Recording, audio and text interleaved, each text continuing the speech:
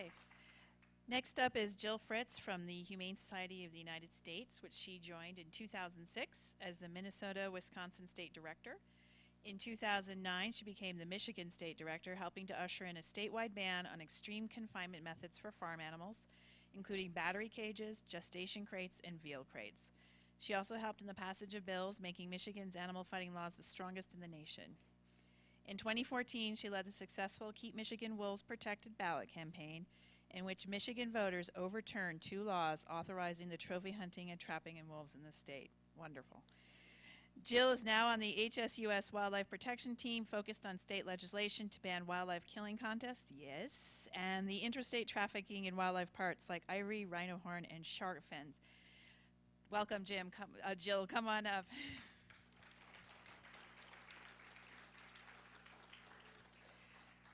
You gonna talk from there? Yeah. Okay. Yep. So, can you hear me okay? I have a big mouth, as anyone who knows me. I probably don't need a microphone, and I will talk all day about wolves and other wildlife until you throw rocks at me to stop. But please don't do that.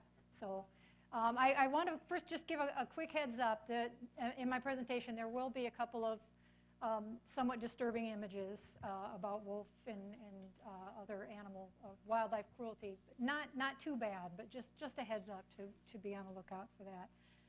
But what I'm going to talk about is ways in which you, the citizens of the states and of the United States of America, are being blocked from having a say in how wildlife is managed in our country through various ways.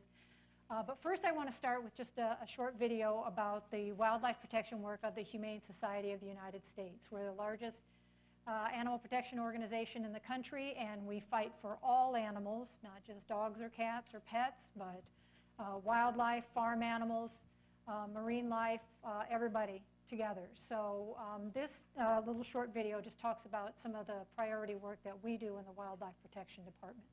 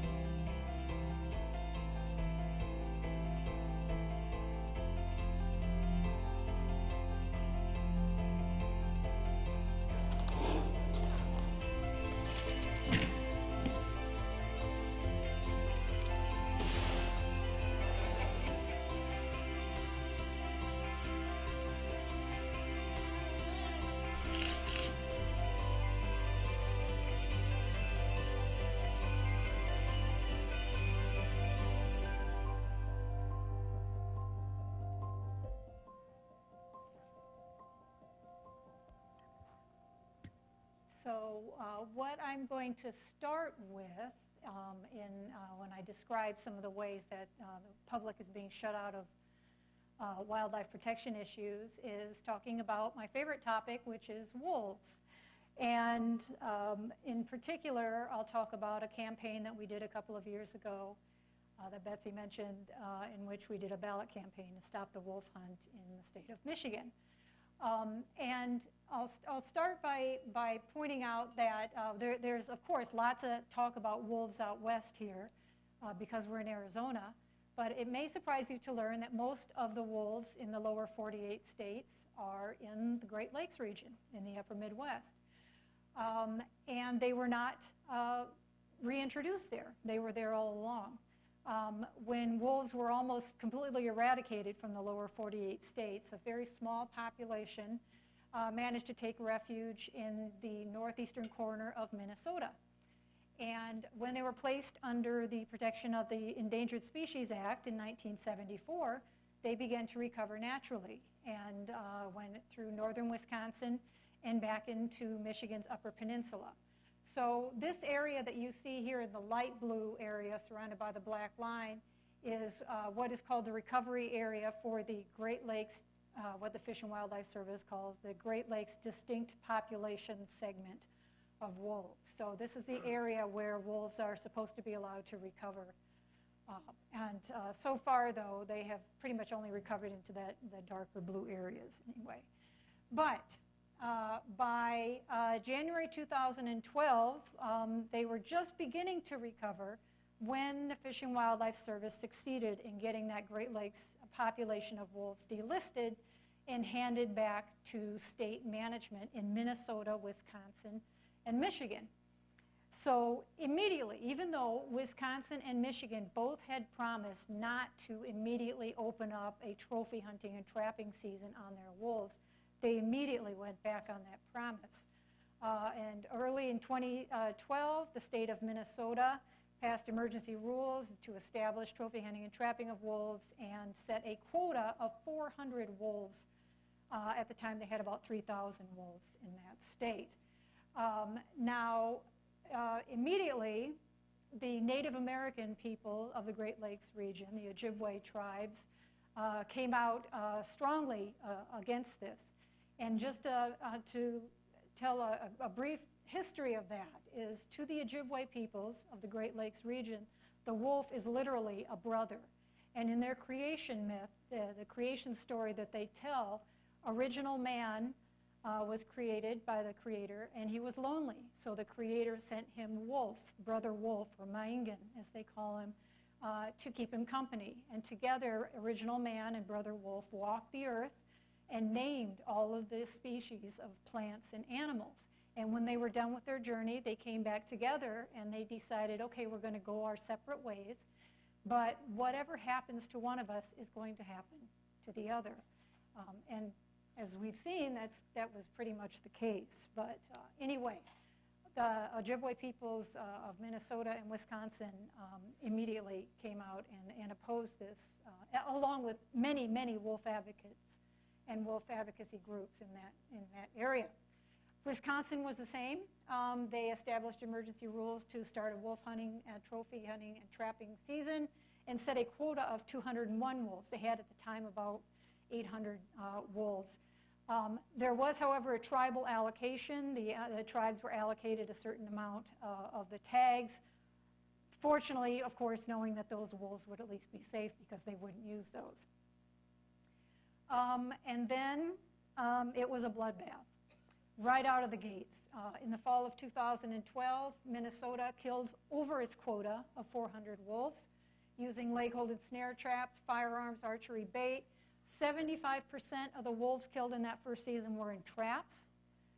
In Wisconsin, 117 were killed. That was the quota. That was the non-tribal quota. 52% of the quota killed in traps. The state also became the only state in the country to authorize the hounding of wolves. They use packs of dogs to track down and hunt wolves. But the animal shelters in the state filed a lawsuit to stop it in that first year. However, they were unsuccessful, and in subsequent 2 seasons, hounding was used in the Wisconsin wolf hunts. And Wisconsin set a drastic population reduction goal to bring it down from about 800 wolves down to 350 wolves in the state, with no scientific justification, of course, for that.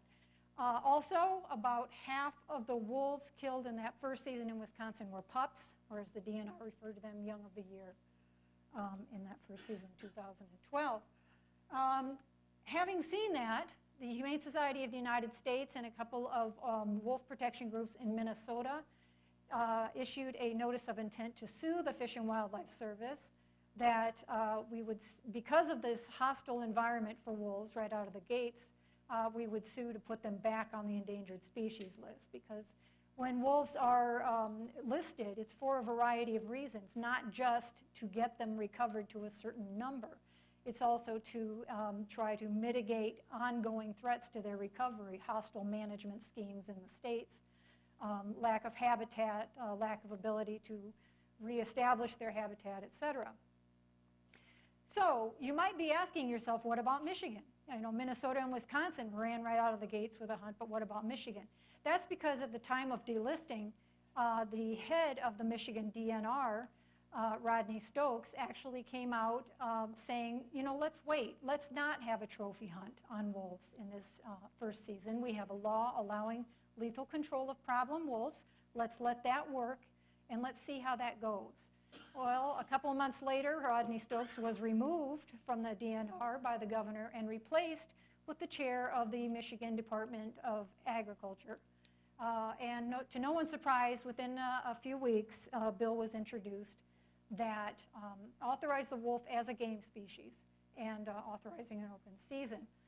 Immediately in the committee hearings on this bill, it was quite striking that there were only 4 supporting documents submitted in the committee hearings from the usual suspects, the United Conservation Clubs, which is the Hunting Trapping Lobby Group, the Bow Hunters Association, the UP Sportsmen's Alliance, and Cattle Farmer.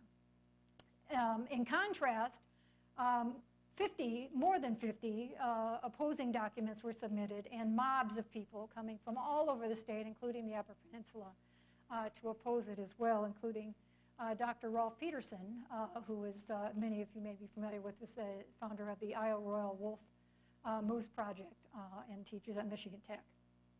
Nonetheless, they were ignored, including the many tribal nations who submitted resolutions asking the state not to start hunting and trapping their brother, the wolf, but ignored completely. And Governor Snyder signed the bill in December of 2012, authorizing a wolf hunt in Michigan's Upper Peninsula. But the good thing is that Michigan is unique in the Great Lakes wolf states in that under its constitution, if the legislature passes a law that the people don't like, the people can overturn that law by conducting a ballot referendum, collecting enough signatures to put that bill on hold, that law on hold, until the people can vote on it themselves in the next general election. So out we went, and Christy knows well, we went all over the state. We had only 67 days to collect 161,305 voter signatures in the coldest winter in recent memory. The ink was literally freezing in our pens before people could sign the petitions, but they did it. That guy in the middle, by the way, is not Ted Nugent, but it would have been hilarious if it were.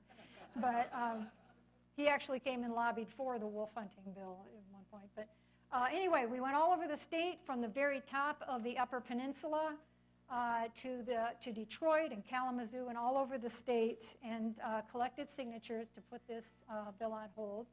At the same time, as promised, the Humane Society of the United States and Minnesota Wolf Protection Groups filed a lawsuit with the Fish and Wildlife Service to put all of the Great Lakes wolves back on the endangered species list. So that was filed. We had to go about our business, though, and we did not collect 161,305 voter signatures. We collected 256,916 voter signatures. In 67 days, and I know parts of me are still frozen from that, but we marched them into the Secretary of State's office in Lansing, and there was much cheering and rejoicing. We did it. We thought, now the wolves are going to be safe. It's going to be put on hold. They're going to have, the Michigan citizens are going to vote. In 2006, we had done the same thing with the mourning doves. The Michigan voters rejected a mourning dove hunt with a landslide vote. This is in a state where they closed the schools on the opening day of deer season. But the people are still able to say, you know what, this is wrong. So there was a lot of celebration for a couple of weeks until the Michigan legislature introduced a second bill that would bypass the citizen referendum by handing the authority to designate game species to the unelected Natural Resources Commission. This is a 7-member commission, very similar to what was said earlier, appointed by the governor, largely made up of hunting and trapping interests, agriculture, tourism interests, etc. So we fought that bill very hard, and one commentator in the Detroit Metro Times said it best: they don't care what you think. The legislators had no interest in the outpouring of outrage from the citizens of Michigan who said, look, let us vote on this. So the governor signed the bill very quickly into law. It was just a couple of weeks, really. Sailed through the legislature, went into law, authorizing the unelected commission to designate wolves as game and let them have their hunt anyway. In the meantime, though, the Secretary of State Board of Elections certified the signatures for the first bill, placing that on hold until the 2014 general election. So that first bill was now on hold, no longer in effect. The wolf was no longer a game species and could not be hunted. However, the Natural Resources Commission quickly acted upon its new authority from the second bill and issued a memo saying a public wolf hunting season will be consistent with the principles of sound scientific wildlife management and therefore would be in the public interest, and voted on it, even though the one scientist on the commission at the time was the one no vote on the wolf hunt vote.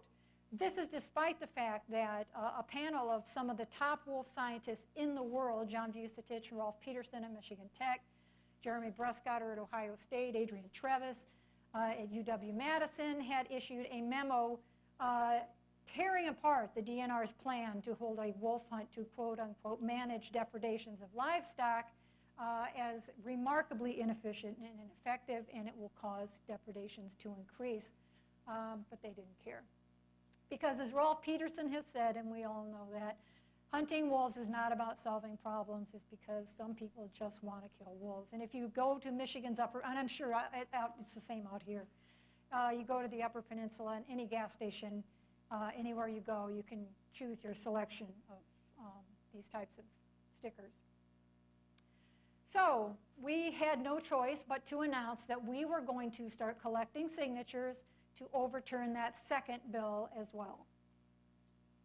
So out we went again from the top of the upper, fortunately it was summer though this time when we started, so up in Houghton and Marquette, Traverse City, Kalamazoo, and including Melba in her fabulous wolf car at the Detroit Auto shows and street rides, out there collecting signatures, and we knew we'd do it. We didn't have a choice. So then something very interesting happened. As the wolf hunt was about to start in the fall of 2013, an article came out.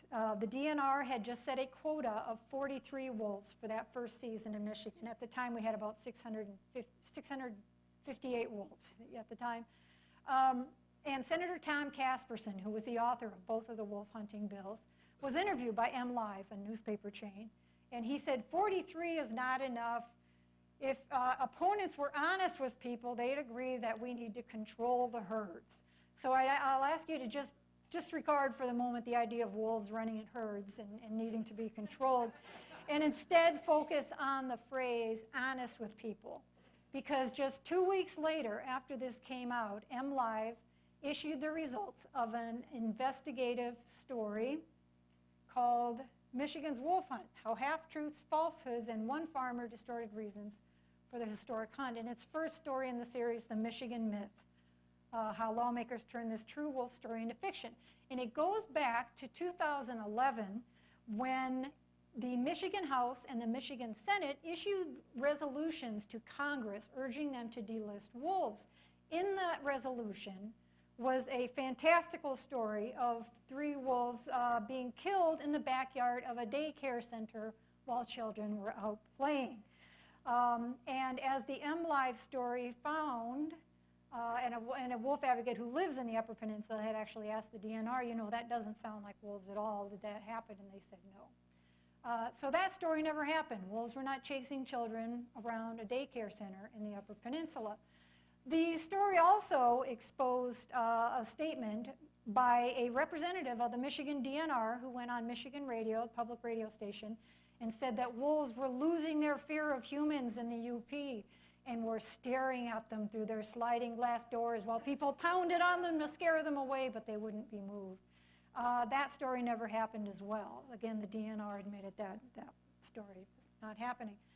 Also, when the Natural Resources Commission was hearing or taking public comments about the proposal for a wolf hunt, they received tens of thousands of emails from people all over the world, and in those emails obtained by the Freedom of Information Act was a note from the chair of the NRC telling his secretary to just go ahead and trash them. That's what he was doing as well.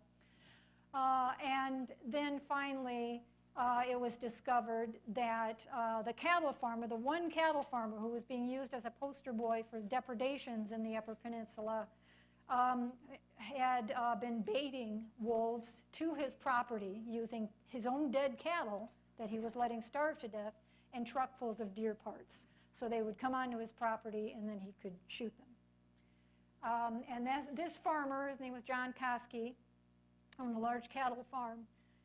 The DNR had done an investigation because they had provided him with 2 or 3 donkeys, which are very good at livestock, protecting livestock.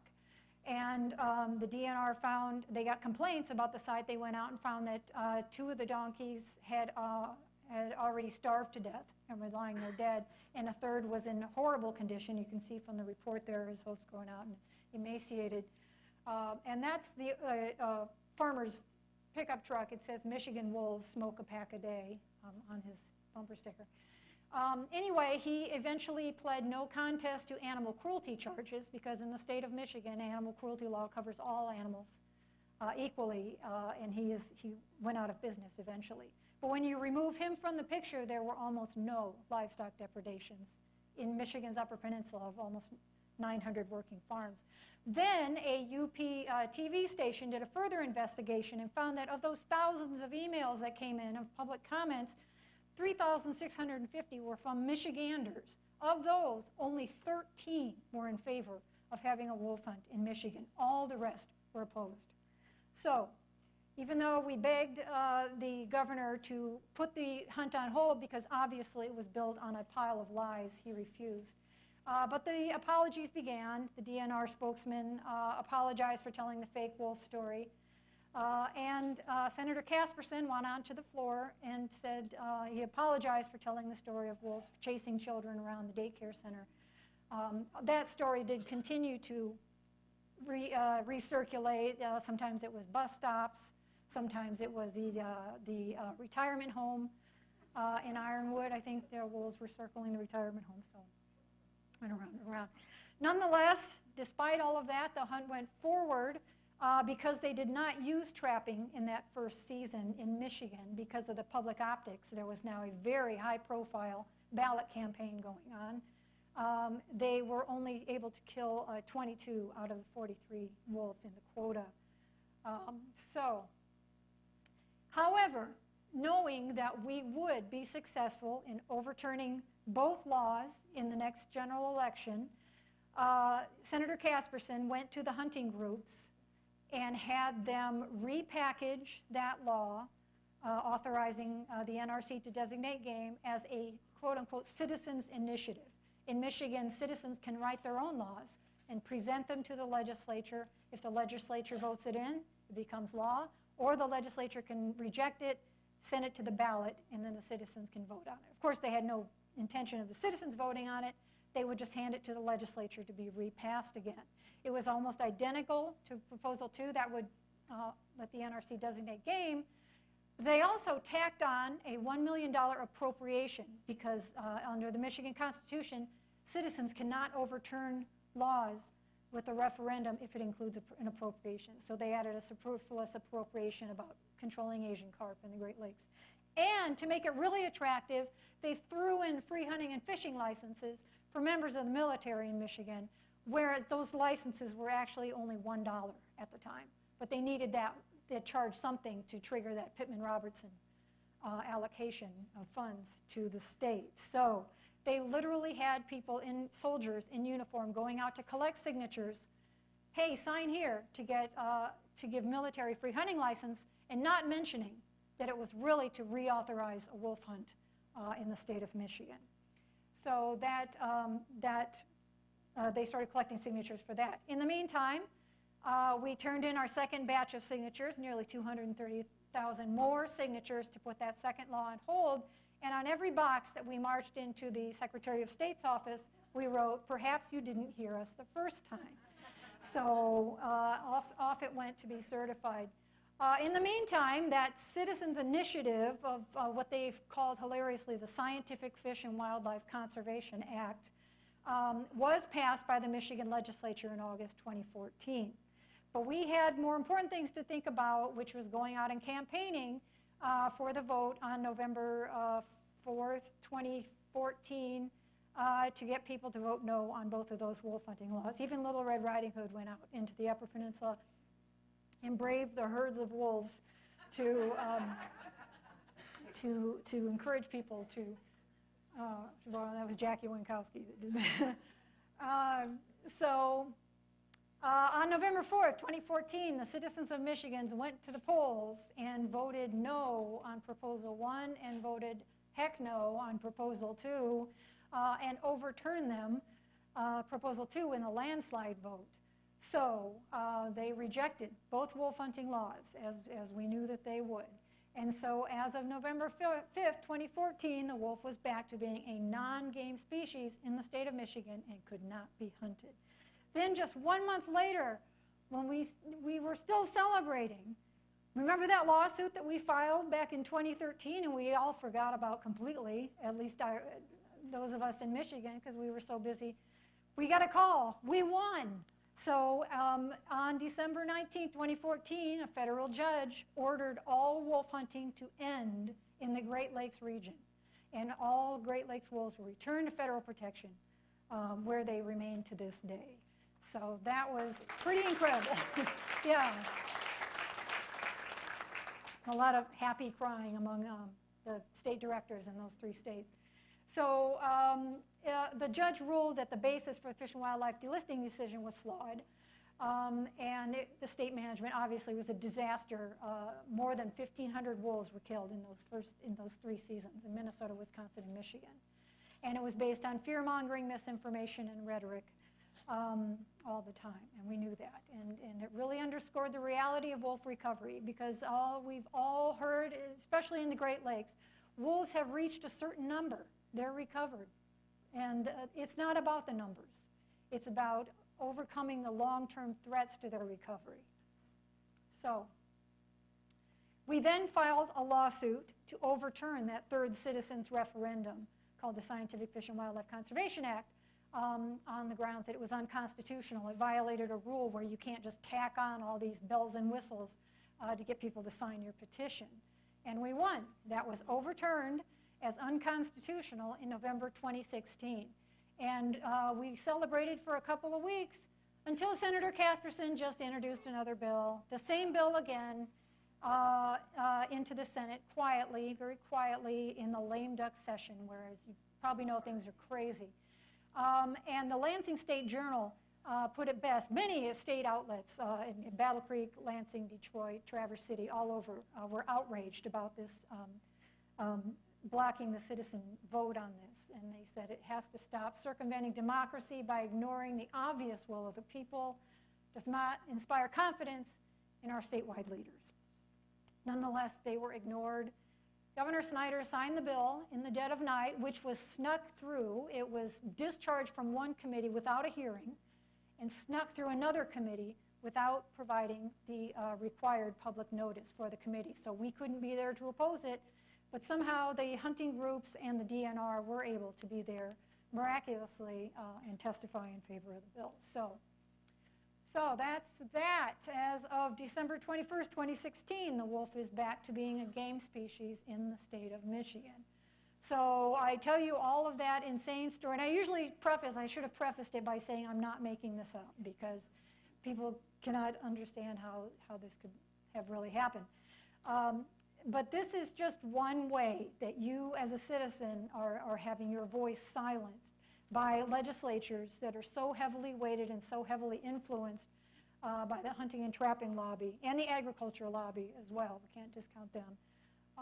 So basically, the idea that your vote counts in the state of Michigan is a big old nope, because at least in the past few years, things may change slightly now.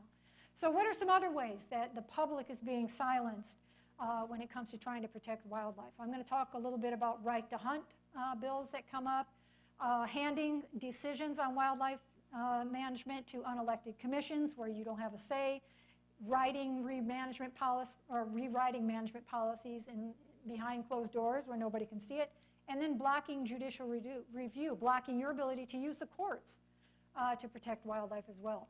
So right to hunt, you've probably seen in the past few years, several states have introduced or passed in some states bills that say we have the right to hunt, and they're obviously in response to people trying to protect wildlife at various levels.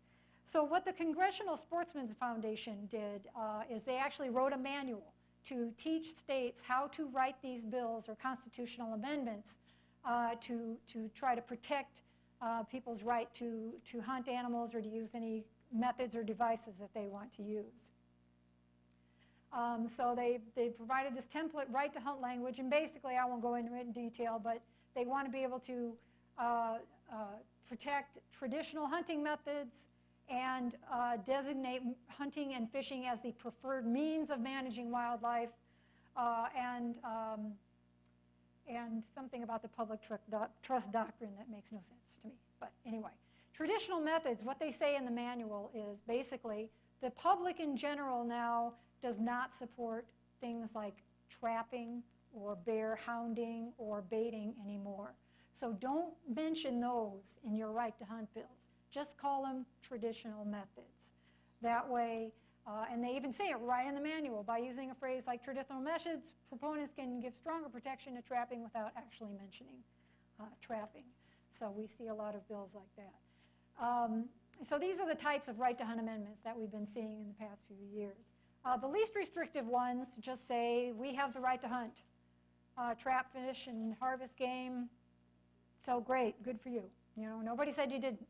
That's that first time. The moderately restrictive kind try to solidify into law the right to use those traditional methods I mentioned and mandating hunting and trapping and fishing as a preferred means of wildlife management. So let's say in a town where the citizens, there might be complaints about deer, or there's too many deer, or they're eating our hostas, or whatever it is. The city might consider having a deer cull, and the citizens might say, no, we don't want you to shoot the deer in our city. It's nothing to do with hunting outside the city limits. They said, we need you to find another way to manage the deer in our city. We don't want you to kill them. And then groups like ours or other groups work on humane population control methods to do that. If this were to go into law, they would not be able to do that. Would have to use hunting to do that. And ensure future recreational activities. And then the most restrictive does all of those other things, but also prevents citizens from doing ballot initiatives or passing laws that will restrict or ban certain types of practices. Those are the most dangerous, and those are the ones that we usually focus on. So these are the states that have right to hunt laws. And before you get, it looks scary with, you know, California being in red, but that's just because they have a right to fish law, and it's restrictive about that. But of course, we all know otherwise California has done, despite that, has done tremendous things to protect its wildlife in the state. But Utah, a few years ago, passed a law that requires a 2/3 vote on any initiatives, citizens' initiatives to protect wildlife. So extremely high threshold for a citizen's vote. And then the state of Arkansas basically prohibits citizens from using the ballot initiative to protect wildlife. And this was the one in Utah in 1998, requires a 2/3 voter approval of initiatives to protect wildlife.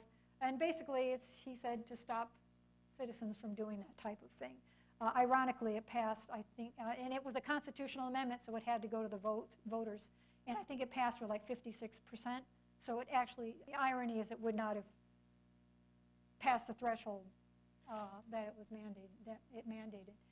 Arizona tried a couple of years ago to pass a similar right to hunt bill that would prevent citizens in Arizona from doing a ballot initiative to protect wildlife, like to ban trapping, or, which you did, or to, you did a farm animal ballot initiative a while back. That was defeated, though, fortunately, by the voters. Montana had a very dangerous right to hunt, fish, and trap bill that similarly would prevent citizens from doing a ballot initiative to protect wildlife or to ban trapping, which people in Montana have been working so hard to do. That was defeated in the legislature.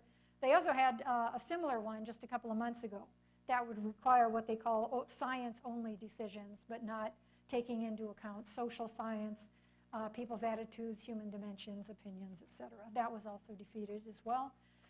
Maine, in 2017, had 2 bills that would have prevented citizens from doing a ballot initiative to protect wildlife. Citizens had tried there a while back to ban bear baiting, trapping, and hounding in Maine. It was unsuccessful, but they weren't going to take any chances. They were going to try to prevent them from doing that again. Those were fortunately defeated in the legislature. And the Maine Municipal Association opposed it basically by saying, you know, apparently you think you have superior knowledge and you don't want the citizens to be making these management decisions. You know, what other issues will you also decide that you have superior knowledge that the citizens just shouldn't have a say in? And we also heard that a lot during the Michigan campaign, that you people are just, you don't understand, apparently, the very complicated business of wildlife management and shouldn't be voting on it. So another way that they do that, as you saw in the Michigan campaign, is handing these decisions to unelected commissions that are appointed by the governor in most states and not subject to anything that the voters or the citizens have to say. Tennessee did that a couple of years ago. They passed a bill basically handing most trapping decisions to the trappers on the Wildlife Commission. And our state director was told that's because they're more educated on the issue of trapping, unlike the legislature.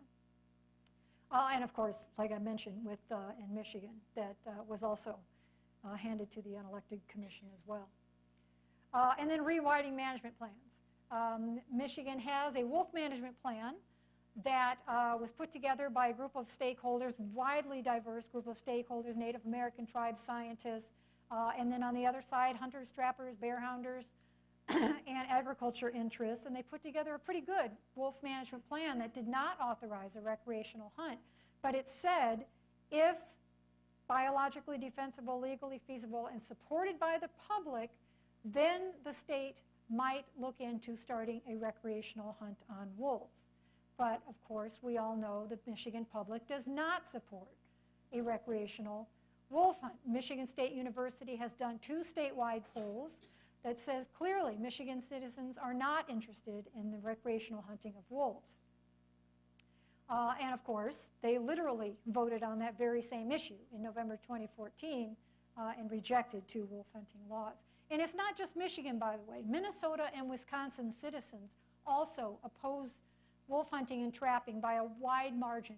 They just don't have the citizen referendum vote option that Michigan does. So the Minnesota DNR polled citizens before their wolf hunting season and found that most respondents oppose the hunting and trapping of wolves, and the same in Wisconsin. By 8-to-1 margin opposed hunting, trapping, and hounding of wolves in that state as well. So it's just that in Michigan we were fortunate to have the citizen ballot to do that. So what do you do if clearly the public does not support a wolf hunt? Well, you go behind closed doors, you don't tell anybody on the stakeholder committee, and you quietly rewrite the plan so it says if biologically sustainable, legally feasible, and socially responsible, which was not defined in any way, then you can open up a wolf hunt. And the public support is no longer wanted or needed. And the same with deer. Like I said, in Michigan, several communities had asked the HSUS to help them with working on humane population control within city limits on deer. So the Michigan DNR went in and rewrote its deer conflict resolution permit process to say that contraception and sterilization of deer is prohibited within the state. So, and finally, blocking judicial review. As you've probably seen in the past few years, ever since wolves were put back on the endangered species list in the Great Lakes, Congress has kept introducing bills that would delist wolves.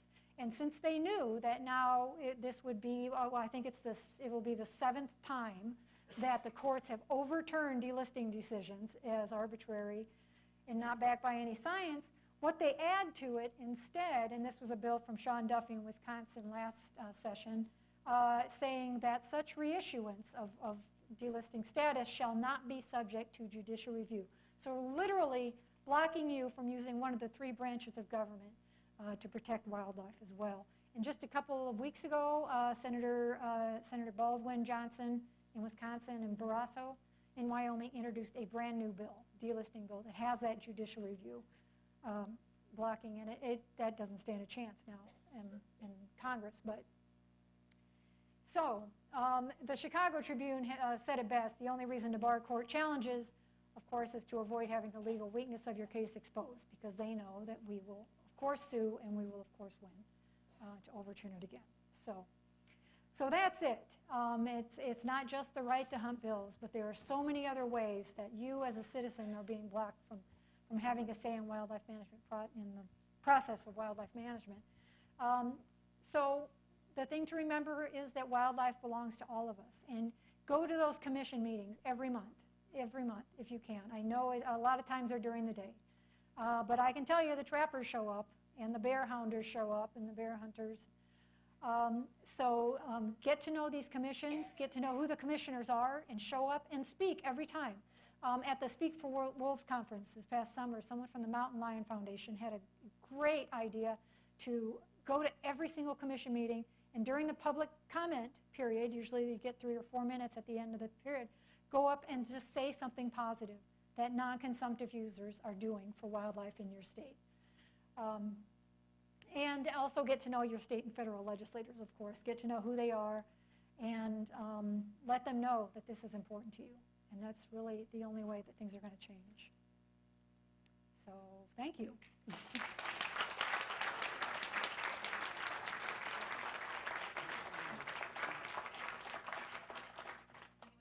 anyone have any questions for Jill? Okay, I'll start over here and go across.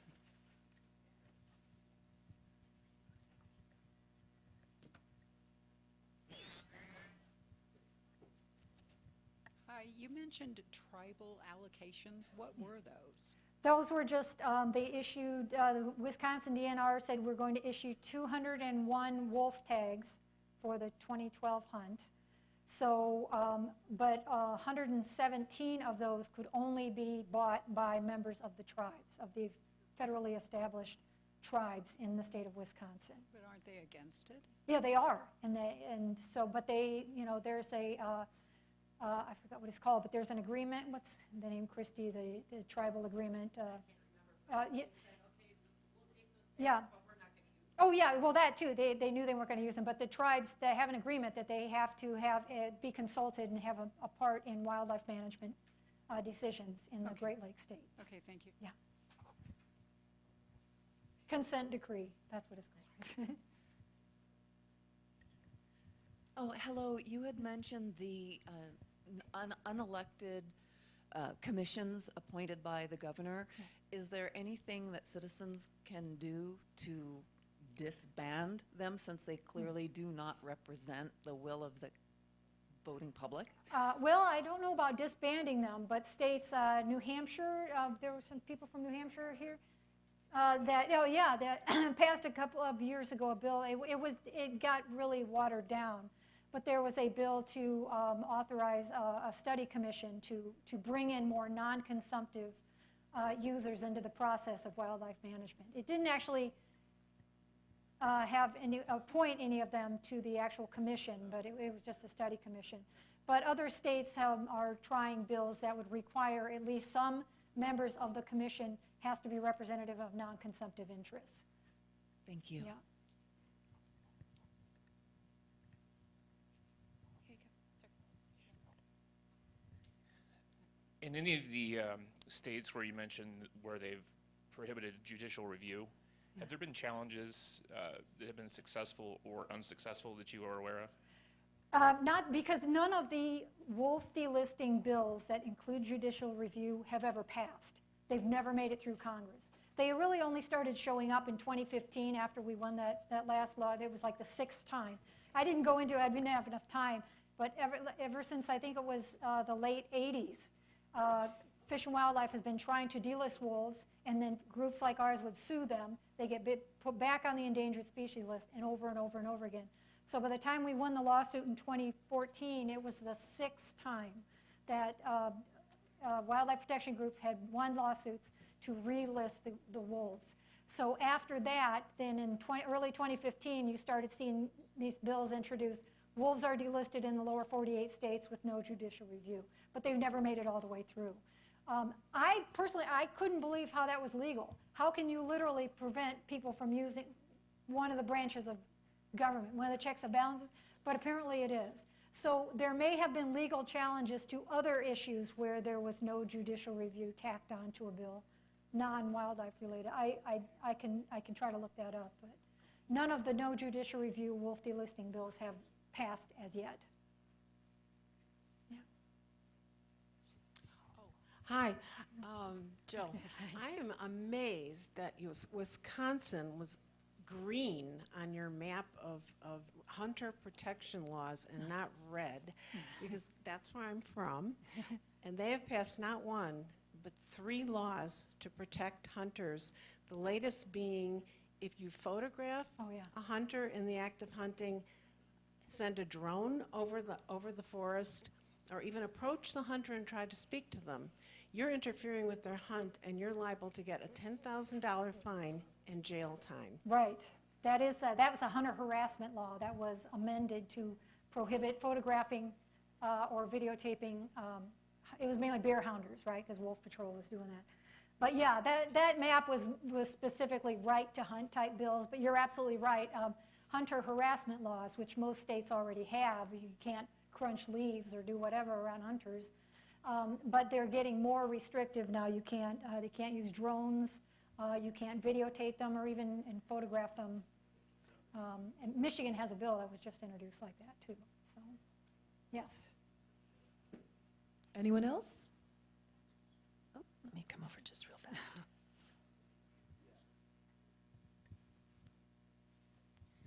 In some of these states where they issued like smaller quotas for the wolves, is it possible for predator-friendly people to purchase those tags and not use them, just like some of the reservation folks Right, did? lots of people suggested doing that in Michigan. They actually, the DNR sold like a couple thousand, or 2,100, something like that for the 43 quota.